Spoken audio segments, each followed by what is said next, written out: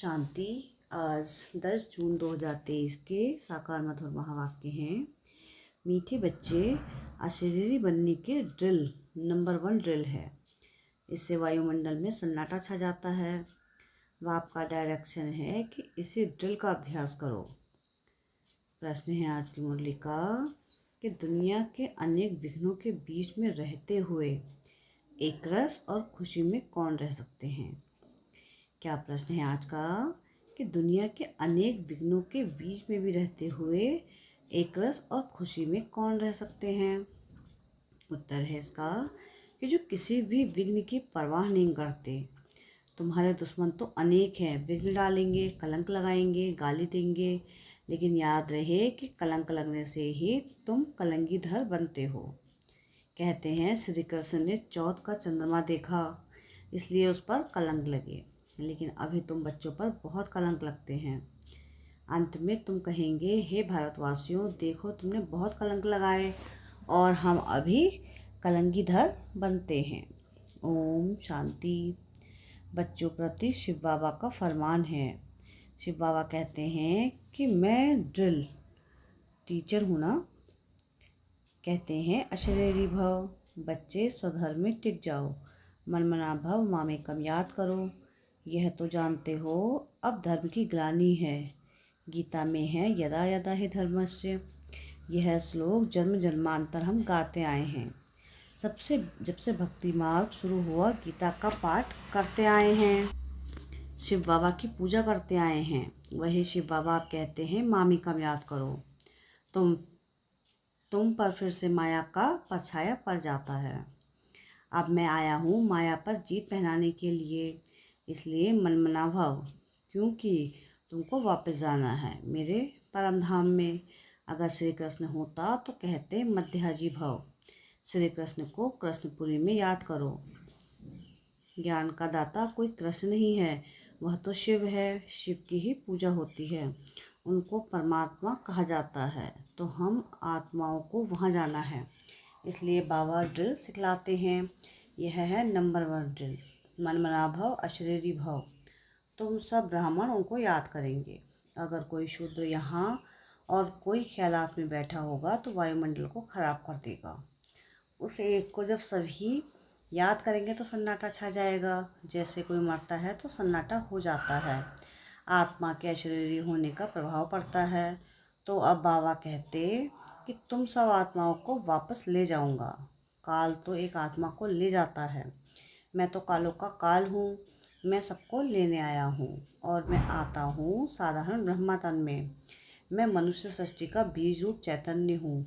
मैंने ही गीता सुनाई थी। देखो तुम्हारे पर अब कलश रखा है ना।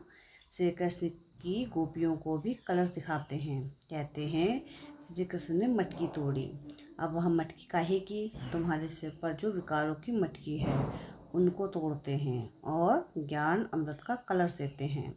बाकी सतयुग में थोड़ी ही कोई ऐसी बातें हो सकती हैं। गोपियाँ तुम हो।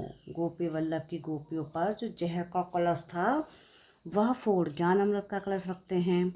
तो इसमें बुद्धि बहुत अच्छी चाहिए, तब धारणा हो सकेगी। गोपियों का कलश यानी बाप तो है शिव बाबा, श्री कृष्ण को वल्लभ नहीं कह सकते। लिखा है गोपियों को भगाया, अब बाप थोड़ी ही भगाएंगे, यह तो कायदा नहीं है। वो आप समझाते हैं जब कोई महात्मा कहे कि शिवोहम, तो बोलो कि एक तरफ कहते हो कि महात्मा यानी महान आत्मा, फिर अपने को परमात्मा अथवा शिवोहम क्यों कहते हो? महान आत्मा तो पवित्र आत्मा ठहरे। यह राज समझाना है। इसको ज्ञान का धर्मयुद्ध कहा जाता है। उन्हों के पास है शास्त्रों की मत और तुम्हारे पास है श्रीमत। बाबा कहते हैं मैं आता ही तब हूँ जब राजयोग सिखलाना है। भारत के ऊपर ही यह सारा खेल है। हीरो हीरोइन का पार्ट भारतवासियों को मिला हुआ है। वास्तव में वंदे मातरम भी इन माताओं को कहा जाता है। वह लोग तो भूमि को मातरम कहते हैं। भूमि तो तत्व है, उनको थोड़ी ही माता कहा जा सकता है। इस धरती में रहने वाले तुम माताएं हो, तुमको वंदे मातरम कहा जाता है। वह भूमि को वंदे मातरम कहते हैं। तो भूत पूजा हो गई। अभी तुम बच्चे योग बल से अपनी बादशाही लेते हो। सब मेहनत करते रहते हैं पवित्र बन बादशाही लेने के लिए। जिस तरफ साक्षात्कार सर्वसमर्थ शक्तिमान है, उनकी ही जीत होनी है। परमात्मा की महिमा बिल्कुल अलग है। वह आकर ड्रिल सिखलाते हैं कि मामी कम याद करो, और सब तुमको दुख देने वाले हैं। सभी दुश्मन बन विघ्न डालते हैं। यह कोई नई बात नहीं है। हमको कोई दुनिया की परवाह थोड़ी ही है। श्री कृष्ण के लिए कहते हैं, चौथ का चंद्रमा देखा तब इतनी गाली खाई। कलंक जिन पर लगाते हैं वह फिर कलंकीधर बनेंगे। फिर अंत में कहेंगे, अरे भारतवासियों, तुमने हमें कितनी गाली दी। देखो हम यह बन रहे हैं, राज्य भाग ले रहे हैं। लड़ाई के मैदान पर तो बहुत सहन करना पड़ता है, तो जो राज्य भाग्य देते हैं उन पर बलिहार जाना पड़ता है। वह शिव बाबा समझा रहे हैं। यह दादा अपने को भगवान नहीं समझते हैं। इसलिए शिव बाबा कहते हैं, बच्चे यह तुम्हारा कल्प कल्प का पाठ है। तुम भी कहेंगे, जब जब धर्म की ग्लानि होती है तब बाबा आते हैं। अब बाबा आया हुआ है और हम बाबा से वर्षा ले रहे हैं। निमंत्रण पत्र में भी लौकिक बाप के हद के वर्षे और पारलौकिक बाप के वर्षे वाली पॉइंट बहुत अच्छी लिखी हुई है। बेहद के बाप से ही बेहद का वर्षा मिलता है। लक्ष्मी नारायण को बेहद का वर्षा किसने दिया? बाबा ने। तो यह सब समझने की बातें हैं। हमारा यह सितम सहन करने का भी पाठ है। 21 जन्म के लिए बादशाही मिलती है, तो इसमें मेहनत करनी पड़ती है। गाया जाता है, son source father, student source teacher. अब तुम्हारा रियल पार्ट है। तुम समझा सकते हो। वही हमारा बाप टीचर सदगुरु है। वही मनुष्य सृष्टि का बीज रूप रचयिता है।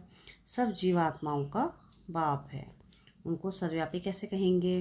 बाप तो ऊपर रहने वाला है, तब तो दुख में उनको याद करते हैं।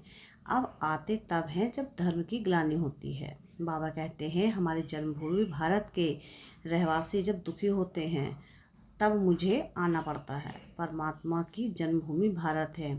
यह अक्षर कोई के मुख से भी कभी निकलेगा नहीं।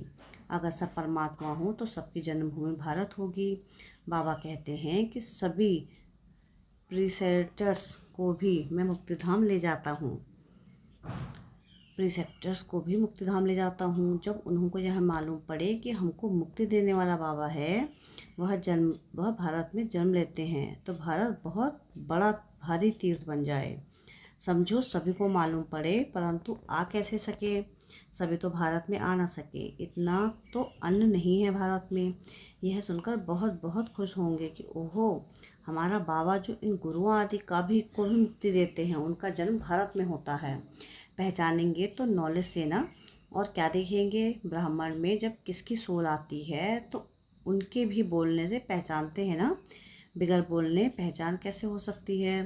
बात करने से मालूम पड़ेगा बरोबर फलानी आत्मा है। शिव बाबा भी जब नॉलेज दे तब समझे कि शिव बाबा बोलते हैं। ज्ञान यह तो दे ना सके, यह सिवाय बाप के कोई समझा ना सके। कभी कभी कोई कहते हैं कि हम शिव बाबा से बात करें, परंतु उनको पहचानेंगे कैसे? समझ भी नहीं सकेंगे। बुद्धि से समझाना चाहिए कि यह नॉलेज बाबा के सिवाय कोई दे नहीं सकता।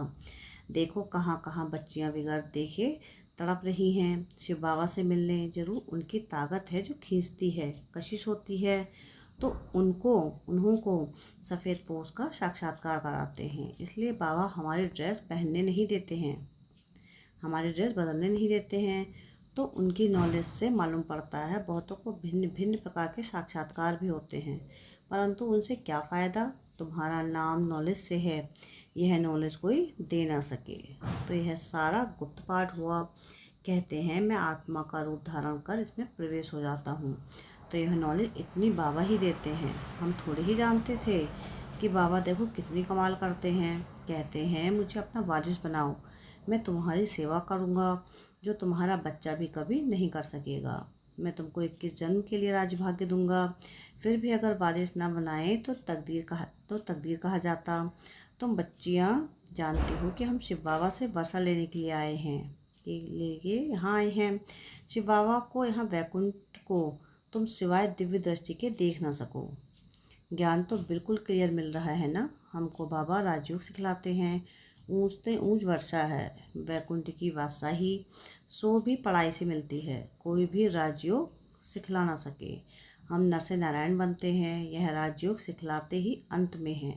तब तो सतयुग में राजा रानी बनेंगे। यह मालूम है कि लड़ाई प्रसिद्ध है। गीता में देवी देवता धर्म की स्थापना हुई। उस समय तो और कोई धर्म था नहीं। वे सब कहाँ गए? विनाश हुआ। बिल्कुल सहज बात है। ट्रेन में तो तुम बच्चे बहुत सर्विस कर सकते हो, फिर भी प्रजा तो बन जाएगी। गाड़ी का डिब्बा ही तुम्हारी प्रजा बन जाएगी। बैठकर सुनेंगे तो उनको बहुत अच्छा लगेगा। लिटरेचर हाथ में होना चाहिए, साथ में लाडला श्री कृष्ण भी होना चाहिए। अच्छा, मीठे मीठे से खिलते बच्चों प्रति माता पिता बाप दादा का याद प्यार और गुड मॉर्निंग। रूहानी बाप की रूहानी बच्चों को नमस्ते। हम रूहानी बच्चों की रूहानी बाप दादा को याद प्यार गुड मॉर्निंग और नमस्ते। शुक्रिया प्यारे बाबा, बहुत बहुत शुक्रिया। धारणा के लिए मुख्य सार है। सार की पहली पॉइंट है कि 21 जन्मों की तकदीर बनाने के लिए शिव बाबा को अपना वारिस बनाना है। हर कर्म से बाप, टीचर, सदगुरु तीनों का शो करना है। सेकंड पॉइंट है कि ज्ञान क्लियर मिल रहा है, इसलिए साक्षात की आस नहीं रखनी है। साक्षात सर्व समर्थ बाप हमारे साथ है, इसलिए विघ्नों से घबराना नहीं है। वरदान है आज की मुरली का कि मेरा बाबा के स्मृति स्वरूप द्वारा समर्थियों का अधिकार प्राप्त करने वाले समर्थात्मा भव। कल पहले की स्मृति आते ही बच्चे कहते कि तुम मेरे हो और बाप कहते तुम मेरे हो। इस मेरेपन की स्मृति से नया जीवन, नया जहान मिल गया और सदा के लिए मेरा बाबा इस स्मृति स्वरूप में टिक गए। इस स्मृति के रिटर्न में समर्थित स्वरूप बन गए। जो जितना स्मृति में रहते हैं उतना उन्हें समर्थियों का अधिकार प्राप्त होता है। जहाँ स्मृति है वहाँ समर्थी है ही। थोड़ी सी विस्मृति है तो व्यर्थ है, इसलिए सदा स्मृति स्वरूप सो समर्थ स्वरूप बनो। स्लोगन है आज की मुरली का कि हार्ड वर्कर के साथ साथ स्थिति में भी हार्ड यानी मजबूत बनो। क्या है स्लोगन आज का? कि हार्ड वर्कर के साथ साथ स्थिति में भी हार्ड यानी मजबूत बनो। मातेश्वरी जी के मधुर महावाक्य। सृष्टि की आदि कैसी होगी? वह मनुष्य यह प्रश्न पूछते हैं कि परमात्मा ने सृष्टि कैसे रची है, आदि में कौन सा मनुष्य रचा। अब उसका नाम रूप समझना चाहते हैं। अब उस पर उनको समझाया जाता है कि परमात्मा ने सृष्टि की आदि ब्रह्मा तन से की है। पहला आदमी ब्रह्मा रचा है, तो जिस परमात्मा ने सृष्टि की आदि है तो अवश्य परमात्मा ने भी इस सृष्टि में अपना पार्ट अवश्य बजाया है। अब परमात्मा ने कैसे पार्ट बजाया है? पहले तो परमात्मा ने सृष्टि को रचा, इसमें भी पहले ब्रह्मा को रचा तो गोया पहले ब्रह्मा की पवित्र आत्मा हुई, वही आकर श्री कृष्ण बनी। उसी तन द्वारा फिर देवी देवताओं के सृष्टि की स्थापना की, तो दैवी सृष्टि की रचना ब्रह्मा तन द्वारा कराई, तो देवी देवताओं का आदि पिता ठहरा ब्रह्मा। ब्रह्मा सो कृष्ण बनता है, वही श्री कृष्ण का फिर अंत का जन्म ब्रह्मा तन है। अब ऐसे ही सृष्टि का नियम चलता जाता है। अब वही आत्मा सुख का पाठ पूरा कर दुख के पाठ में आती है, तो रजोतमो अवस्था पास कर फिर शूद्र से ब्राह्मण बनते हैं। तो ब्राह्मण है ब्रह्मावंशी, सो शिववंशी सच्चे ब्राह्मण। अब ब्रह्मावंशी उसको कहते हैं जो ब्रह्मा के द्वारा अविनाशी ज्ञान लेकर पवित्र बनते हैं। तो इससे सिद्ध है कि इस सृष्टि का आदि पिता बाबा ब्रह्मा। अच्छा, ओम शांति।